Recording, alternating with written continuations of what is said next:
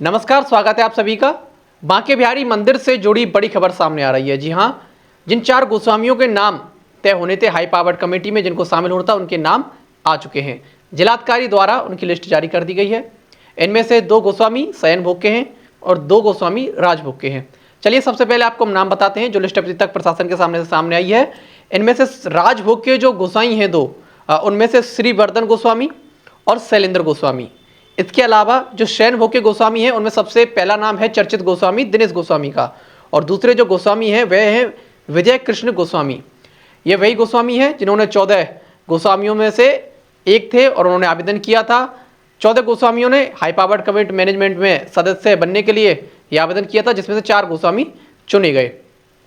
अब ये जो 4 गोस्वामी हैं वो बांके बिहारी मंदिर की प्रबंधन की जो व्यवस्था कमेटी देखेगी उसके साथ पूरी व्यवस्थाओं को देखेंगे। हाई पावर्ड कमेटी जो बांके बिहारी मंदिर की बनी है उसके जो अध्यक्ष हैं वो इलाहाबाद हाईकोर्ट के पूर्व न्यायाधीश अशोक कुमार हैं। अब ये पूरी कमेटी ही मंदिर के प्रबंधन को देखेगी और अन्य जो गोस्वामी हैं वो केवल प्रसाद वितरण तक ही सीमित रहेंगे। और ये जो कमेटी बनी है ये कमेटी तब तक काम करेगी जब तक बांके बिहारी न्यास ट्रस्ट को लेकर सुप्रीम कोर्ट का जो फैसला है वो नहीं आ जाता। क्योंकि सुप्रीम कोर्ट ने जब इसका फैसला दिया था तो कहा था कि हो सकता है फैसला आने में कुछ समय लगे, तो तब तक मंदिर की जो प्रबंधन की व्यवस्थाएं हैं उसके लिए एक कमेटी बनाई दी जाएगी और उस कमेटी की अध्यक्षता जो है इलाहाबाद हाईकोर्ट के एक पूर्व न्यायाधीश करेंगे जो कि अभी अशोक कुमार हैं। कमेटी के जो सचिव हैं जिलाधिकारी चंद्र प्रकाश, उनके द्वारा ये लिस्ट जारी की गई है।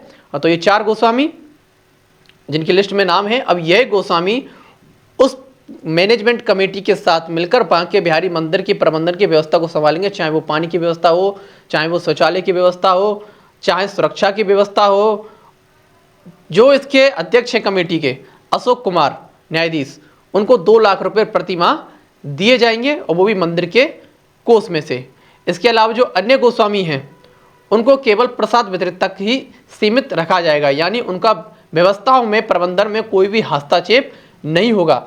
इसके अलावा ये जो कमेटी का कार्यालय बनेगा उसकी जिम्मेदारी जिला प्रशासन को दी गई है कि जिला प्रशासन इसके जो कार्यालय की व्यवस्था है वो करे। 2 बार लगातार बैठक हुई। जो अध्यक्ष है इस कमेटी के अशोक कुमार, उनकी अध्यक्षता में 2 बार बैठक हुई। 14 गोस्वामियों ने आवेदन दिया और जो लास्ट 30 तारीख को बैठक हुई उसके बाद आज शाम को ये लिस्ट जारी की गई है। इस लिस्ट में ये 4 गोस्वामी शामिल हैं क्योंकि पहले से ही सुप्रीम कोर्ट ने कह दिया था कि गोस्वामियों को साथ लेकर ही मंदिर की व्यवस्थाओं को संभाला जाएगा। Mehta hospital and IVF centre, Krishnanagar, Mathura. निसंतान दंपतियों के लिए अब एक वरदान। अब क्षेत्र के मरीजों को सुपर स्पेशलिटी सुविधाओं के लिए दिल्ली और आगरा जाने की जरूरत नहीं है। स्त्री और प्रसूति रोग IVF सेंटर, नवजात शिशु और बाल रोग, सभी प्रकार के हड्डी और जोड़ों के ऑपरेशन, जोड़ बदलना, ऑर्थोस्कोपी, सारे जटिल फ्रैक्चर का उपचार अब एक ही हॉस्पिटल में उपलब्ध है।